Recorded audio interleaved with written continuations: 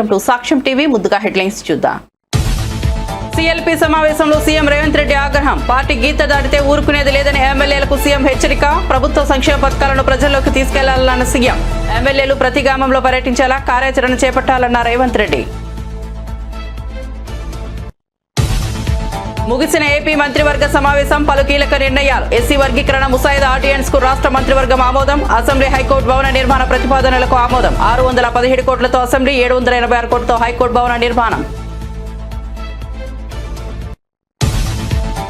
అధ్యక్షుడి ఎన్నికకు తొందరేమీ లేదన్న కిషన్ రెడ్డి. తెలంగాణలో అధికారంలోకి రావాలని కోరుకుంటున్నాం. భూములు, మద్యం అమ్మకం, అప్పులు తెచ్చి ప్రభుత్వాలు నడుపుతున్నారు. అర్ధరాత్రి ఫ్లడ్ లైట్స్ పెట్టి చెట్లను నరికిన ప్రభుత్వాలు సామాన్య ప్రశ్న. ఇందిరమ్మ ప్రభుత్వాన్ని కూల్చాలని పగటి కలలు కంటున్నారన్న పొంగులేటి. అధికార దాహంతో ప్రభుత్వం ఏర్పడిన వారం నుంచే కూల్చే యత్నం చేశారని వెల్లడి. ప్రభుత్వాన్ని కూల్చే కుట్రలపై చర్చించి నిర్ణయం తీసుకుంటున్నామన్న మంత్రి.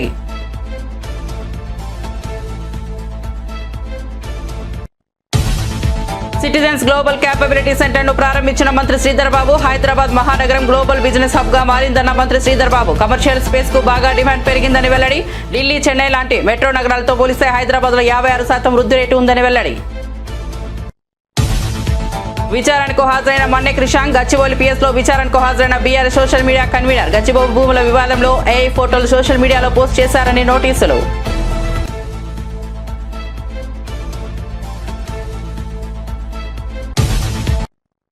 ఇక వార్త వివరాల్లోకి వెళ్తే, తెలంగాణ ముఖ్యమంత్రి రేవంత్ రెడ్డి సొంత పార్టీ ఎమ్మెల్యేలకు హెచ్చరిక జారీ చేశారు. పార్టీ గీత దాటితే ఎట్టి పరిస్థితుల్లోనూ ఊరుకునేది లేదని స్పష్టం చేశారు. శంషాబాద్ నోవాటెల్ హోటల్లో జరుగుతున్న కాంగ్రెస్ శాసనసభ పక్షం సమావేశంలో ఆయన మాట్లాడుతూ, పార్టీకి ఇబ్బంది కలిగించాలని ఎవరైనా చూస్తే వారే ఇబ్బంది పడతారని అన్నారు. పార్టీకి వ్యతిరేకంగా మాట్లాడితే లాభం కంటే నష్టమే ఎక్కువ అని గుర్తించాలని హితవు పలికారు. మంత్రివర్గ విస్తరణపై అధిష్టానం నిర్ణయమే ఫైనల్ అని అన్నారు. ఈ విషయంలో ఎవరినేమి మాట్లాడినా ఉపయోగం ఉండదని స్పష్టం చేశారు. అమరావతిలో సీఎం చంద్రబాబు అధ్యక్షతన జరిగిన రాష్ట్ర మంత్రివర్గ సమావేశం ముగిసింది. ఈ సమావేశంలో రాష్ట్రానికి ముఖ్యమైన పలు అంశాలపై కీలక నిర్ణయాలు తీసుకున్నారు. ముఖ్యంగా ఎస్సీ వర్గీకరణపై ముసాయిదా ఆర్డినెన్స్ కు మంత్రివర్గం ఆమోదం తెలిపింది. ఈ నిర్ణయం ద్వారా ఎస్సీ వర్గాల్లో అంతర్గత న్యాయం కోసం రాష్ట్ర ప్రభుత్వం ముందడుగు వేసింది. అలాగే రాజధానిలోని అసెంబ్లీ మరియు హైకోర్టు భవనాల నిర్మాణానికి మంత్రివర్గం గ్రీన్ సిగ్నల్ ఇచ్చింది. 617 కోట్లతో కొత్త అసెంబ్లీ భవనం, 786 కోట్లతో హైకోర్టు భవన నిర్మాణానికి అనుమతి ఇచ్చారు. అమరావతిని పూర్తిస్థాయి రాజధానిగా అభివృద్ధి చేయడానికి ఇది కీలక ముందడుగుగా అభిప్రాయపడుతున్నారు. జనాభా దామాషా ఏదైతే ఉందో దాని ప్రకారం కూడా భవిష్యత్తులో ఆ యొక్క జనాభా దామాషా వచ్చిన తర్వాత అమలు చేసుకునేటువంటి విధంగా మరి ఈరోజు క్యాబినెట్లో కూడా డిస్కషన్ కూడా జరిగిందని చెప్పి తెలియజేసుకుంటూ, మరి ఈరోజు ఆర్డినెన్స్కి క్యాబినెట్ ఆమోదం చెప్పడం జరిగింది. మరి 2-3 రోజుల్లోనే ఆర్డినెన్స్ రావడం, ఆర్డినెన్స్ వచ్చిన వెంటనే మళ్ళీ డిఎస్సి కూడా నోటిఫికేషన్ కూడా ఇచ్చి 45 రోజుల సమయం ఇచ్చి సాధ్యమైనంత వరకు రేపు విద్యా సంవత్సరానికి ముందే ఆ డిఎస్సి ద్వారా కూడా ఈ వర్గీకరణ ఫలాలు అందించాలనేటువంటి ఆలోచనతో కూడా ఈ ప్రభుత్వం ఉందనే విషయాన్ని కూడా ఈ సందర్భంగా తెలియజేసుకుంటూ ఉన్నాం.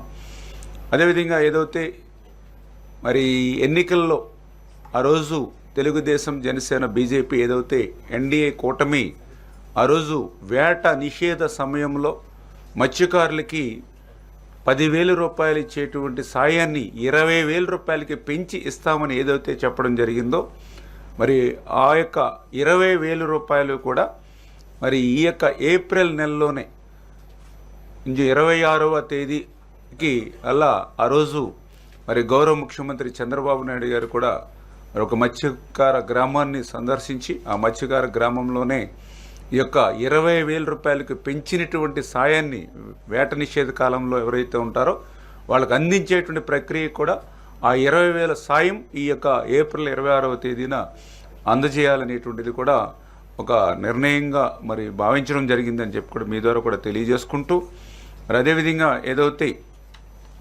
మరి ఈ యొక్క ఐటీ డిపార్ట్మెంట్కి సంబంధించి ఏదైతే ఐటీ డిపార్ట్మెంట్ని స్ట్రెంగ్తన్ చేయాలి, 20 లక్షల ఉద్యోగాల కల్పన ఏదైతే మనం ఎన్నికల్లో చెప్పామో దాన్ని నెరవేర్చేటువంటి విధంగా ఐటీ డిపార్ట్మెంట్స్ని స్ట్రెంగ్తన్ చేసేటువంటి విధంగా పర్టికులర్గా ఏదైతే టీసీఎస్, ఎందుకంటే ఈవేళ ప్రపంచంలోనే ఒక అగ్రగామి సాఫ్ట్వేర్ ఏదైతే టీసీఎస్ ఏదైతే ఉందో మన రాష్ట్రంలో మరి పెద్ద ఎత్తున ఆ టీసీఎస్ విస్తరించేటువంటి విధంగా మరి వాళ్ళకు కూడా ఒక ల్యాండ్ ఏదైతే ఉందో మరి ఆ ల్యాండ్ కూడా వాళ్ళకి అంటే ఒక మెసేజ్ని పాస్ చేయాలనేటువంటి ఉద్దేశంతో అవసరమైతే మరి ఒక 99 పైసలకి మనం ఇచ్చేటువంటి విధంగా కూడా మనము ఒక నిర్ణయం తీసుకోవాలనేటువంటి విధానమే కాకుండా మిగిలినటువంటి తెలంగాణలో బీజేపీ అధికారంలోకి రావాలని కృషి చేస్తున్నామన్న కేంద్ర మంత్రి కిషన్ రెడ్డి రాష్ట్ర అధ్యక్ష పదవికి సంబంధించి త్వరిత నిర్ణయం అవసరం లేదని స్పష్టం చేశారు.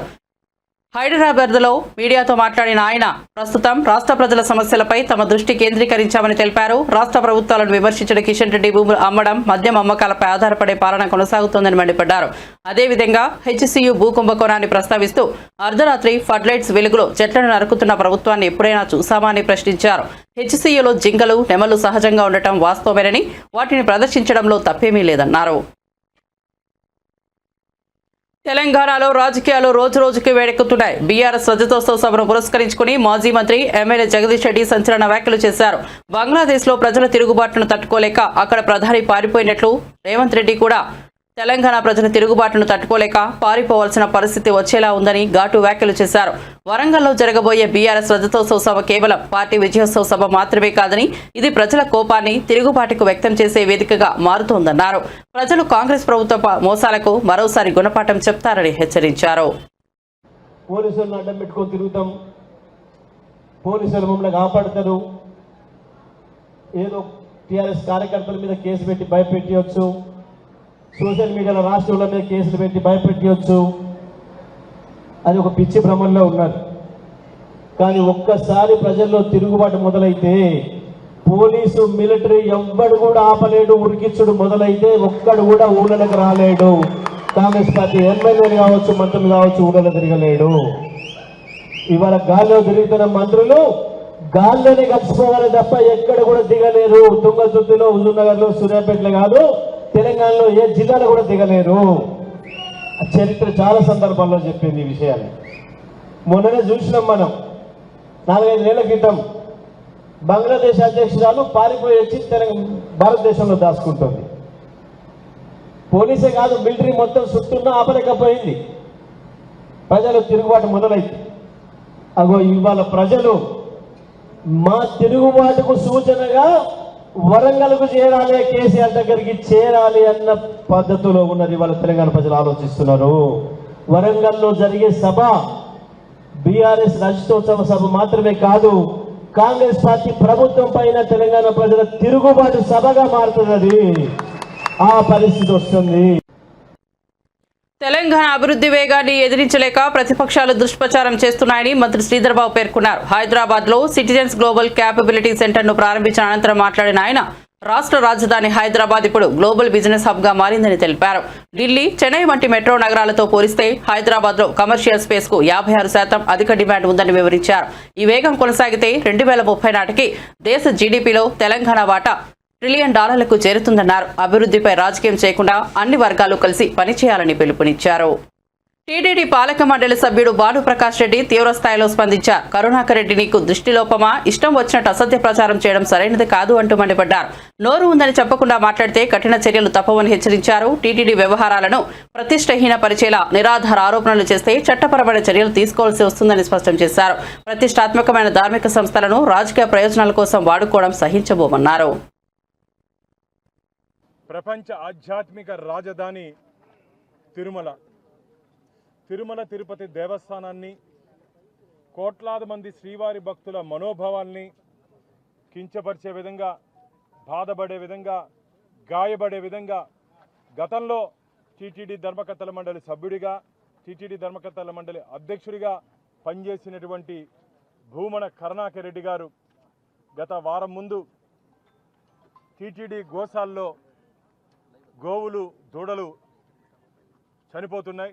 ఈ 3 నెలల కాలంలో 100 పైచిలుకు గోమాతలు, దూడలు చనిపోయాయి. దానికి దానా సరిగ్గా వేయట్లేదు, బక్క చిక్కిపోయాయి. ఒక అసత్య అబద్ధపు ప్రచారాన్ని గోవింద భక్తుల్లోకి, శ్రీవారి భక్తుల్లోకి, ప్రజల్లోకి తీసుకుని వెళ్ళడం జరిగింది. నేను ఆ రోజే చెప్పాను, కరుణాకర్ రెడ్డి గారు మీరు రండి, గోశాలని పరిశీలిస్తాం, ఏ విధంగా గోవులు ఆరోగ్యంగా ఉన్నాయో, ఏ విధంగా గోవులు బలంగా ఉన్నాయో చూపిస్తా. మీకు దృష్టిలోపం ఏమైనా ఉందేమో, బాగుండేటివి కూడా బక్కగా కనపడతాయేమో, మీకు వచ్చినటువంటి ఇన్ఫర్మేషన్ ఎవరిచ్చారో అవన్నీ తప్పుడు ఇన్ఫర్మేషను. ఏదైనా ఇన్ఫర్మేషన్ వస్తే మాకు కూడా ఇన్ఫర్మేషన్ వస్తుంది, దాన్ని మేము జాగ్రత్తగా పరిశీలించి దాన్ని ప్రజల ముందుకు, పత్రికా ముందుకు వస్తాం. గతంలో మేము కూడా మీరు ధర్మకర్తల మండలి అధ్యక్షుడు ఉన్నప్పుడు కానీ 2019 నుంచి 24 వరకు మేము కూడా అనేక సందర్భాల్లో తిరుమల తిరుపతి దేవస్థానాల్లో జరిగినటువంటి అవినీతి అక్రమాల మీద పోరాటం చేసినటువంటి వ్యక్తులం. కానీ ఆధారాలతో చేశాము, పూర్తి ఆధారాలతో చేశాము. మీ ప్రభుత్వం టీటీడీ సంయుక్తంగా తీసుకునే నిర్ణయాల మీద హైకోర్టుకి పోతే ధర్మమే గెలిచింది. నేనే వ్యక్తిగతంగా హైకోర్టుకి వెళ్తే అన్నీ మీరు తీసుకునే నిర్ణయాలకి వ్యతిరేకంగా హైకోర్టు స్టే విధించడం జరిగింది. దీన్ని బట్టి మీ పరిపాలన ఏ విధంగా జరిగిందో ప్రజలందరూ అర్థం చేసుకుంటారు. ఈరోజు కరుణాకర్ రెడ్డి గారి మీద కేసు నమోదు చేయాలని చెప్పి ధర్మకర్తల మండలి సభ్యుడిగా ఈరోజు తిరుపతి ఎస్పీ గారిని మా భారతీయ జనతా పార్టీ బృందంతో, లీగల్ టీంతో మేము కలవడం జరిగింది. భక్తుల మనోభావాలను దెబ్బతీసే విధంగా వారు వ్యవహరించారు. బిఎన్ఎస్ నంబర్ 356 భారతీయ న్యాయ సంహిత 356 and 74 ఆధారంగా కరుణాకర్ రెడ్డిపై కేసు నమోదు చేయాలని చెప్పి మేము ఇప్పుడు ఎస్పీ గారికి ఫిర్యాదు చేశాం. కాంగ్రెస్ పార్టీకి ఇందిరమ్మ ప్రభుత్వానికి ప్రజలు మద్దతు ఇచ్చారని మంత్రి పొంగులేటి శ్రీనివాసరెడ్డి అన్నారు. ప్రభుత్వాన్ని పడగొట్టాలని పలువురు కోరుతున్నారంటూ బీఆర్ఎస్ ఎమ్మెల్యే కొత్త ప్రభాకర్ చేసిన వ్యాఖ్యలపై మంత్రి ఆగ్రహం వ్యక్తం చేశారు. తమ ప్రభుత్వం ఏర్పడి వారం నుంచే అధికార దాహంతో కూల్చే ప్రయత్నం చేస్తున్నారన్నారు. అధికార దాహంతో ప్రజలు చాలా క్లియర్గా కాంగ్రెస్ పార్టీకి, ఇందిరమ్మ ప్రభుత్వానికి మద్దతు తెలిపి పూర్తి మెజారిటీ ఇచ్చినప్పటికీ ఈ ఇందిరమ్మ ప్రభుత్వాన్ని మేము కూలుస్తామని అనేక పర్యాయాలు ఆనాడు 10 సంవత్సరాలు పరిపాలించిన పార్టీ నాయకులు తహతాలాడుతున్నారు. అనేక సందర్భాల్లో గౌరవ ముఖ్యమంత్రి గారు, సహచర మంత్రులు అనేక సందర్భాల్లో మేము స్పందించాం. కొత్త ప్రభాకర్ రెడ్డి గారు ఏదో మీడియాలో ఉదయం చూశాను, చాలా స్పష్టంగా చెప్పారు.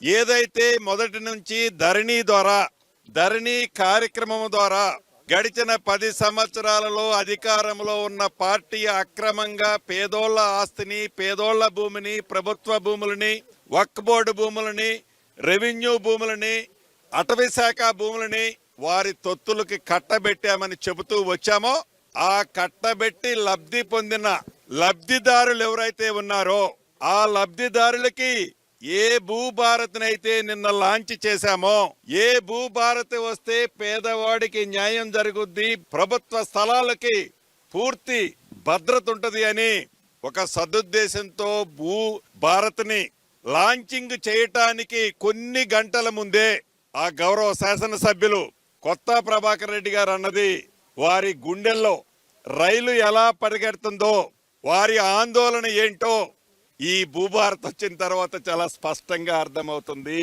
అంటే ఇది కొత్త ప్రభాకర్ రెడ్డి గారి వారి సొంత ఆలోచన కాదు. కొత్త ప్రభాకర్ రెడ్డి గారు అంటే కేసీఆర్ గారి ఆత్మ. కేసీఆర్ గారి నోట్లో నుంచి ఏ మాట రావాలనో అది కొత్త ప్రభాకర్ రెడ్డి గారి నోట్లో నుంచి వచ్చే మాట. దానికి ఉదాహరణ ఉంది. ఆనాడు కేసీఆర్ గారు పార్లమెంటు సభ్యుడిగా రాజీనామా చేస్తే ఆ సీటుని కొత్త ప్రభాకర్ రెడ్డి గారికి ఇచ్చారు. బై ఎలక్షన్ లో కేసీఆర్ గారి అసెంబ్లీ గజ్వేల్ కాన్స్టిట్యున్సీకి ఇన్ఛార్జ్ ఎవరన్నాయి? కొత్త ప్రభాకర్ రెడ్డి గారు. అంటే కొత్త ప్రభాకర్ రెడ్డి గారు కేసీఆర్ గారి ఆత్మ అని చెప్పటానికి ఇంకొక నిదర్శనం అవసరంలా. ఏదైతే ఆనాడు కేసీఆర్ గారి ప్రభుత్వం, టిఆర్ఎస్ ప్రభుత్వం అధికారంలో ఉన్నప్పుడు ఏవైతే ప్రభుత్వ భూములు కొల్లగొట్టారో, పేదవాడి భూములు కొల్లగొట్టారో, ఆ భూములన్నీ మళ్ళీ తిరిగి వెనక్కి వస్తున్నాయని భయ ఆందోళనకి గురైన వారి తొత్తులు, ఆ పింక్ కలర్ షర్ట్ వేసుకున్న రియాలిటీ వాళ్ళు భయభ్రాంతులు చెంది అక్రమంగా సంపాదించిన ఆస్తి ఈ భూభారత చట్టం ద్వారా తిరిగి ప్రభుత్వం తీసుకుంటదని వారి గుండెల్లో రైళ్లు పరిగెత్తి ఎంత ఏదైనా ఎన్ని కోట్లు ఖర్చైనా ఎమ్మెల్యేలని పశువుల్లాగా సంతలో పశువుల్లాగా మీరు కొని కాంగ్రెస్ పార్టీని ప్రజల ఎన్నుకున్న ఇందిరమ్మ ప్రభుత్వాన్ని కూలగొట్టండి అని కేసీఆర్ గారి సూచనల మేరకే, కేసీఆర్ గారి ఆలోచనల మేరకే, కేసీఆర్ గారి ఆత్మలో ఉన్నదానిని మేరకే ఈ కొత్త ప్రభాకర్ రెడ్డి గారు నిన్న మాట్లాడారు అనటానికి ఇంతకంటే నిదర్శనం ఏమీ అక్కరలేదు. గచ్చిబౌలి భూముల వివాదంపై సోషల్ మీడియాలో ఏఐ ఫోటోలు పోస్ట్ చేసిన కేసులో BRS social media convener Manne Krishank Gachibowli police station కు విచారణకు హాజరయ్యారు. ఇటీవల ఆయనపై కేసు నమోదు చేసిన పోలీసులు వివరణ కోరుతూ నోటీసులు జారీ చేయగా మన్నె క్రిషాంక్ మంగళవారం విచారణకు హాజరయ్యారు. కేసీఆర్, కేటీఆర్లపై విమర్శలు చేస్తూ రాష్ట్ర ప్రభుత్వం భూ కుంభకోణానికి పాల్పడిందని ఆరోపణలు చేసిన క్రిషాంక్ హెచ్సియు భూములు కట్ చేస్తూ రూపొందించిన ఏఐ గ్రాఫిక్స్ ను సోషల్ మీడియాలో పోస్ట్ చేశారు. ఇది ప్రభుత్వం పరువు నష్టం కలిగించేలా ఉందంటూ కేసు నమోదు చేశారు. కాగా ఈ వ్యవహారం రాష్ట్ర రాజకీయాల్లో తీవ్ర చర్చనీయాంశంగా మారింది. తెలంగాణలో రాజకీయ వేడి చమురు కాస్తా పెరుగుతోంది. కాంగ్రెస్ ప్రభుత్వ తీరుపై తీవ్రంగా ఆగ్రహించిన ఎమ్మెల్సీ కవిత అధికారులను, కాంగ్రెస్ నేతలను ఉద్దేశించి వార్నింగ్ ఇచ్చారు. మా కార్యకర్తలను ఎవరెవరు బెదిరిస్తున్నారో వాళ్ళ పేర్లు బరాబర్ పింక్ బుక్ లో రాస్తాం, వాళ్ళను వదిలే ప్రసక్తే లేదంటూ స్పష్టంగా హెచ్చరించారు. అధికార పార్టీ దురుసు తీరుతో ప్రజలలో భయం పెడుతున్నారని, కానీ బీఆర్ఎస్ కార్యకర్తల ధైర్యాన్ని ఎవరూ కొట్టలేరని తెలిపారు. త్వరలోనే కాంగ్రెస్ పాలనకు ప్రజలే గుణపాఠం చెప్తారని హెచ్చరిక జారీ చేశారు. నీకు బిల్లియం ఏమియ్యం అటు పోతే అని చెప్పిండ్రు, అయినా సరే ఎదిరించి వాళ్ళ నేను ఈ సభకు మీ దగ్గరకు వచ్చినా అని వారి యొక్క పోరాట పటిమను చూపించినందుకు తమ్ముళ్ళకు కూడా ధన్యవాదాలు చెప్తా ఉన్నా. అట్లనే ఇంకా చాలా మంది మాట్లాడుకుంటా అన్నారు, అక్క ఫోన్లు చేసి బెదిరిస్తున్నారని చెప్పి. అన్న జుబేర్ అన్న ధైర్యంగా ఉండు, ఎవరెవరు బెదిరిస్తున్నారో వాళ్ళ పేర్లు బరాబర్ పింక్ బుక్ లో రాస్తాం, ఇడిచిపెట్టేదైతే ఉండదు, అందులో ఏమీ ఆలోచించదు. కేసీఆర్ సార్ మంచోడు కావచ్చు, నేను కొంచెం రౌడీ టైపే, ఎట్టి పరిస్థితిలో ఇచ్చిపెట్టుడు ఉండదు. ఇక్కడికి బాన్స్వాడలో మిమ్మల్ని సతాయించి మిమ్మల్ని పోలీస్ స్టేషన్కి ఈడ్చినటువంటి ఏ ఒక్కరిని కూడా నేను మాత్రం క్షమించే అవకాశమే ఉండదు. పింక్ బుక్ బరాబర్ పెడతాం, అందులో పేర్లు రాస్తాం. అది అధికారులు కావచ్చు, నాయకులు కావచ్చు, ఎవరిని కూడా వదిలిపెట్టాం. ఎందుకంటే మనం అధికారంలో ఉన్నప్పుడు అరాచకం చేయలేదు, ప్రజలకు మంచి చేసినాం, అభివృద్ధి చేసినాం. ఇవాళ మీరు పార్టీ మారినంత మాత్రాన ఈ గులాబీ కండువానేదో గదరించి పెడదాం, భయపట్టించి పెడదాం అనుకుంటే మీ తాట సప్పులకు భయపడేవాళ్ళు ఎవరు లేరు. మీ తాత, మీ ముత్త, మీ జేజమ్మ దిగొచ్చినా కూడా భయపడేటోళ్ళు ఎవరు లేరన్న విషయాన్ని మీ అందరికి కూడా సభాముఖంగా నేను తెలియజేస్తాను. పార్టీ మారుతున్నట్టు జరుగుతున్న ప్రచారంపై కాంగ్రెస్ ఎమ్మెల్సీ సీనియర్ నేత జీవన్ రెడ్డి స్పందించారు. అవన్నీ ఊహాగానాలని కొట్టిపారేశారు. జిల్లాలో దశాబ్ద కాలం ఒంటరిగా పోరాటం చేశానన్నారు. కాంగ్రెస్ అంటే జీవన్ రెడ్డి అనే విధంగా పార్టీ బలోపేతానికి కృషి చేశానని చెప్పారు. మంగళవారం ఆయన మీడియాతో మాట్లాడారు. పదవులు ఆకాంక్షించచ్చు, అది పెద్ద ప్రేమ్ సాగర్ రావు గారు senior most Congress politician, Rajagopal Reddy గారు కూడా ఏది ఉందో పదవి ఆశించడం అనేది మనం దాన్ని భిన్నంగా తప్పుగా భావించడం వీల్లేదు. ఎవరే కానీ చెప్పంటారు. సరే, నా గురించి ఏదో మీరు అడుగుతారు, నాకు ఆశ్చర్యం కలుగుతుందా?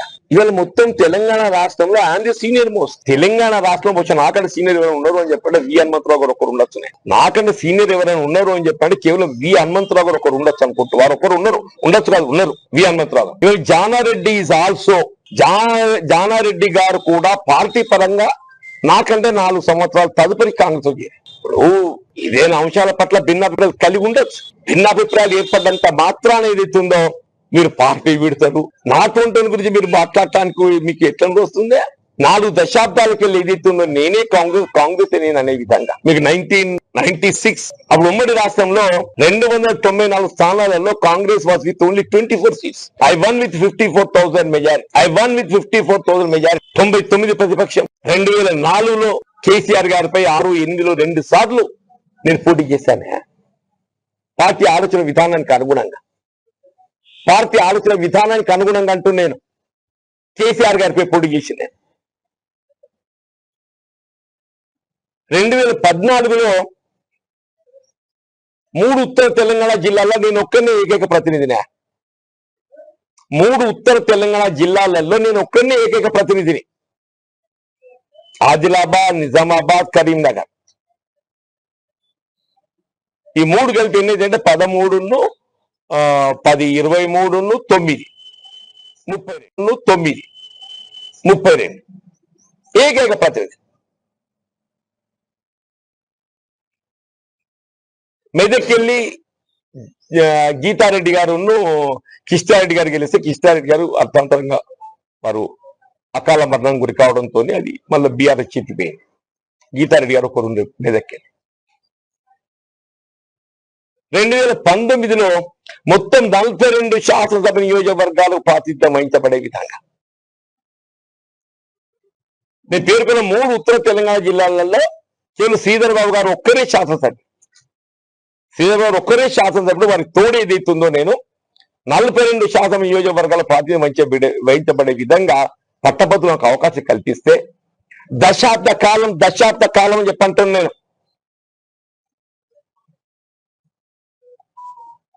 శాసన మండలి ఏకైక ప్రతిపక్ష సభ్యుడిగా టిఆర్ఎస్ యొక్క కార్పొరేషన్ చైర్మన్ మౌలానా ముస్తాక్ అహ్మద్ ఆగ్రహం వ్యక్తం చేశారు. ఎన్టీఆర్ భవన్ అమరావతిలో ఏర్పాటు చేసిన మీడియా సమావేశంలో మాట్లాడిన ఆయన జగన్ పాలన కాలంలో మైనార్టీలు తీవ్రంగా నిర్లక్ష్యానికి గురయ్యారని మండిపడ్డారు. 5 సంవత్సరాలు మైనార్టీలను పట్టించుకుని జగన్ ఇప్పుడు శోకాభావం వ్యక్తం చేస్తూ నాటకాలు చేస్తున్నారని తెలిపారు. మైనార్టీ కార్పొరేషన్ నిధులు లేక ఖాళీగా ఉండిపోయాయని తెలిపారు. ఉపాధి అవకాశాలు, విద్యా పథకాలు ఎటు వెళ్లిపోయాయని ప్రశ్నించారు. ముస్లిం మైనార్టీలు ఆత్మవంచనకు గురయ్యారని తెలిపారు. ఈసారి ప్రజలు బుద్ధి చెప్పారని వ్యాఖ్యానించారు. మోసం చేయాలంటే రాష్ట్ర ప్రజలు సహించరు. అది ఏమంటే వక్ఫ్ సవరణ చట్టం గురించి జగన్మోహన్ రెడ్డి గారు వాళ్ళ ఎంపీలు లోక్సభలో వ్యతిరేకించి రాజ్యసభలో వక్ఫ్ అమెండ్మెంట్ యాక్ట్కి మద్దతుగా నిలబడినారు. ఆ తర్వాత జగన్మోహన్ రెడ్డి గారు విప్ జారీ చేయడం జరిగింది. ప్రతి ఒక్కరూ అర్థం చేసుకోవాలి, ఆ విప్ రాజ్యసభలో మద్దతు ఇవ్వక ముందు జారీ చేయాల్సింది. పని పూర్తి చేసి విప్ జారీ చేసి రాష్ట్ర ప్రజలకి మభ్యపెట్టి మోసం చేయడానికి ఒక కుట్ర. గతంలో చూసుకుంటే జగన్మోహన్ రెడ్డి గారు అలయన్స్లో కూడా లేడు. ఆ సమయంలో సిఏఏ, ఎన్ఆర్సి, అదేవిధంగా తలాక్ బిల్, అదేవిధంగా ఆర్టికల్ 370 అన్ని బిల్లులకి బేషరతుగా మద్దతు ఇవ్వడం జరిగింది. ఈరోజు లోక్సభలో ఒక డ్రామా, రాజ్యసభలో ఒక నాటకం, మళ్ళీ సుప్రీంకోర్టుకి వెళ్ళారు సిగ్గు లేకుండా. సుప్రీంకోర్టుకి వెళ్ళి వక్ఫ్ అమెండ్మెంట్ యాక్ట్కి వ్యతిరేకంగా సుప్రీంకోర్టుకి వెళ్ళి ముస్లిం సమాజానికి మోసం చేయాలని ముఖ్య ఉద్దేశంతో, ముస్లిం పట్ల ఎటువంటి జగన్మోహన్ రెడ్డికి చిత్తశుద్ధి లేదు. గతంలో దాడులు జరిగినాయి, హత్యలు, ఆత్మహత్యలు జరిగినాయి. ఏ రోజన్నా జగన్మోహన్ రెడ్డి అనుకో మనం దాడులు జరిగితే అండగా నిలబడినాం, సపోర్ట్ చేస్తున్నాం, ఎవరైతే హత్యకు పాల్పడినారో వాళ్ళకి శిక్షిస్తున్నామని ఏ రోజు కూడా జగన్మోహన్ రెడ్డి నోరు మెదిపి మాట్లాడిన దాఖలా లేదు. ఈరోజు రాష్ట్ర ప్రజానికం చీకొట్టి 11 సీట్లు ఇస్తే మళ్ళీ ఎలా ప్రజల్లోకి వెళ్ళాలి, ఎలా మభ్యపెట్టి మోసం చేయాలని ముఖ్య ఉద్దేశంతో నాటకాలు వేస్తున్నారు. డ్రామాలు వద్దు. రాష్ట్ర ప్రజలకి ముఖ్యంగా ముస్లిం సమాజానికి మీరు ఎక్కడ నిలబడినారో అది చెప్పండి. మీరు వక్ఫ్ ఆస్తి గురించి మాట్లాడతారా? వైఎస్ఆర్సీపీ రాష్ట్ర ఎస్సీసీఎల్ అధ్యక్షుడు టీజేఆర్ సుధాకర్ బాబు ముఖ్యమంత్రి చంద్రబాబుపై తీవ్ర విమర్శలు చేశారు. దళితుల సంక్షేమంపై చంద్రబాబుకు కపటి ప్రేమ మాత్రమే ఉందని ఆరోపించారు. అంబేద్కర్ అందరి నాయకుడైతే చంద్రబాబు మాత్రం కొందరివాడిగా మిగిలిపోయారని ఎద్దేవా చేశారు. దళితుల ఇళ్లకు వెళ్లే ముందు బ్లాక్ క్యాట్ సెక్యూరిటీ చేసుకుంటే ఏం ఉపయోగమంటూ ప్రశ్నించారు. దళితుల పట్ల మంత్రి ఒకరు విమర్శలు చేస్తే ఎందుకు చర్యలు తీసుకోలేదని నిలదీశారు. దళితుల పట్ల చంద్రబాబు వ్యవహారం సూటిగా చూస్తే వారి జీవన విధానాన్ని అణగదొక్కేలా ఉందని వ్యాఖ్యానించారు. చేసే అవకాశం వచ్చినప్పుడు వారి జీవితాల్లో మార్పు తీసుకురావాలని ప్రయత్నించారు. ఖచ్చితంగా వైఎస్ జగన్మోహన్ రెడ్డి గారు దళితుల యొక్క జీవితాల్లో గుణాత్మకమైన మార్పులు తేవాలని విశ్వ ప్రయత్నం చేశాడు. విద్యారంగం, వైద్య రంగం ఈ రెండు రంగాల్లో మార్పులు చేయటం ద్వారా పూర్తిగా వారి యొక్క జీవన విధానాన్ని మార్చాలని చూశాడు. మీరేం చేశారు? పాతాళానికి దళితుల యొక్క విద్యని తొక్కేశారు. జగన్మోహన్ రెడ్డి గారు తీసుకొచ్చిన చరిత్రాత్మకమైనటువంటి సంఘటనలన్నిటినీ, చరిత్రాత్మకమైన వారు తీసుకొచ్చినటువంటి మార్పులను పూర్తిగా ఆపేశారు. దళితుల యొక్క విద్యని కాలరాసేశారు. ఏ ఒక్క పథకం ఈ రోజున అమల్లో లేదు. ఆ విద్యా దీవెన కావచ్చు, వసతి దీవెన కావచ్చు, అమ్మఒడి కావచ్చు, నాడు నేడు పేరుతో స్కూళ్లను ఆధునీకరించిన కార్యక్రమం కావచ్చు, వేలాది కోట్ల రూపాయలు ఈ అంశాల మీద జగన్మోహన్ రెడ్డి గారు ఖర్చు పెట్టారు. దానిలో ప్రధానంగా లబ్ధిదారులు దళితులు. ఈ రోజున నీ పరిపాలన పథకాలు లేవు కాబట్టి నువ్వు కొందరువాడివి అని అంటుంది వైఎస్ఆర్ కాంగ్రెస్ పార్టీ. నీకు మా మీద ఏ రోజు ప్రేమ లేదు. అంబేద్కర్ అందరివాడని ప్రకటించిన మీరు రాష్ట్ర రాజధాని అయిన విజయవాడలో నడిబొడ్డులో 400 కోట్ల రూపాయలతో ప్రభుత్వం నిర్మించిన స్మృతి వనాన్ని ఈ రోజు వరకు ఆంధ్ర రాష్ట్ర ముఖ్యమంత్రి నారా చంద్రబాబు నాయుడు ఎందుకు సందర్శించలేదని ప్రశ్నిస్తుంది. సందర్శించకపోగా అంటే మీరు ఆ విగ్రహం ముందు నుంచే ఆగస్టు 15న అక్కడికే వెళ్తారు. ఆ రోడ్లో తిరుగుతూ ఉంటారు. అక్కడ పిచ్చి మొక్కలు వస్తాయి, మీరు పట్టించుకోరు. చిన్న చిన్న పనులు, టోటల్ ప్రాజెక్టులు ఇంకా మిగిలి ఉన్నాయి, ఈ రోజు వరకు మీరు పూర్తి చేయలేదు. మీరు ఎలా అంబేద్కర్ మహాశయుడి గురించి మాట్లాడే హక్కు, మాట్లాడే స్థైర్యం చంద్రబాబు నాయుడికి లేదు. చంద్రబాబు నాయుడు దళిత వ్యతిరేకి. ఆయన భావాజలంలోనే దళిత వ్యతిరేక భావాజలం ఉంది అనేది జగమెరిగిన సత్యం. చరిత్ర పుటల్లో ఎప్పుడైనా చూడొచ్చు మనం. ఉదాహరణకు ఆంధ్ర రాష్ట్ర ముఖ్యమంత్రి హోదాలో వైఎస్ జగన్మోహన్ రెడ్డి గారు ఆ విగ్రహావిష్కరణకు వెళ్ళింది రాజశేఖర రెడ్డి గారి అబ్బాయి స్థానంలో కాదండి. ఆ విగ్రహావిష్కరణకు వెళ్ళింది ప్రజలచే ఎన్నుకోబడిన ఆంధ్ర రాష్ట్ర ముఖ్యమంత్రి హోదాలో ప్రభుత్వం నిర్మించినటువంటి స్మృతి వన ప్రారంభోత్సవం జరిపించిన పిదప ఆ విగ్రహావిష్కరణ చేసిన వ్యక్తి ఎవరు, ఎవరి హయాంలో జరిగిందని నమూనాలు ఉండవా? ఆ పేరుని ఈ రోజున నీకు ఒక వీడియో చూపిస్తాను మిత్రులారా, రాష్ట్రం అంతా చూడాలి. బులెటిన్ ముగించే ముందు హెడ్లైన్స్ మరోసారి చూద్దాం. సీఎల్పీ సమావేశంలో సీఎం రేవంత్ రెడ్డి ఆగ్రహం. పార్టీ గీత దాటితే ఊరుకునేది లేదని ఎమ్మెల్యేలకు సీఎం హెచ్చరిక. ప్రభుత్వ సంక్షేమ పథకాలను ప్రజల్లోకి తీసుకెళ్లాలన్న సీఎం. ఎమ్మెల్యేలు ప్రతి గ్రామంలో పర్యటించేలా కార్యాచరణ చేపట్టాలన్న రేవంత్ రెడ్డి. ముగిసిన ఏపీ మంత్రివర్గ సమావేశం, పలు కీలక నిర్ణయాలు. ఎస్సీ వర్గీకరణ ముసాయిదా ఆర్డినెన్స్ కు రాష్ట్ర మంత్రివర్గం ఆమోదం. అసెంబ్లీ హైకోర్టు భవన నిర్మాణ ప్రతిపాదనలకు ఆమోదం. 617 కోట్లతో అసెంబ్లీ, 786 కోట్లతో హైకోర్టు భవన నిర్మాణం.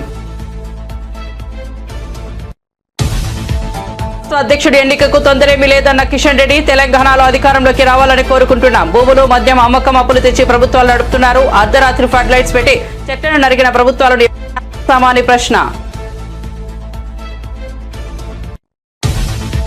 ఇందిరమ్మ ప్రభుత్వాన్ని కూల్చాలని పగటి కలలు కంటున్నారన్న పొంగులేటి. అధికార దాహంతో ప్రభుత్వం ఏర్పడిన వారం నుంచే కూల్చే యత్నం చేశారని వెల్లడి. ప్రభుత్వాన్ని కూల్చే కుట్రలపై చర్చించి నిర్ణయం తీసుకుంటున్నామన్న మంత్రి.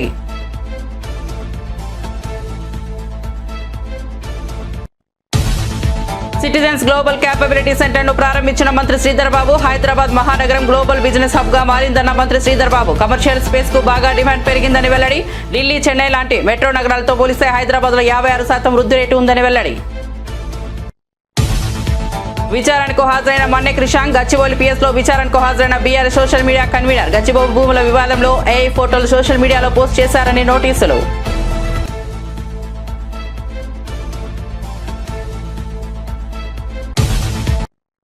మరిన్ని అప్డేట్స్ కోసం చూస్తూనే ఉండండి సాక్ష్యం టీవీ.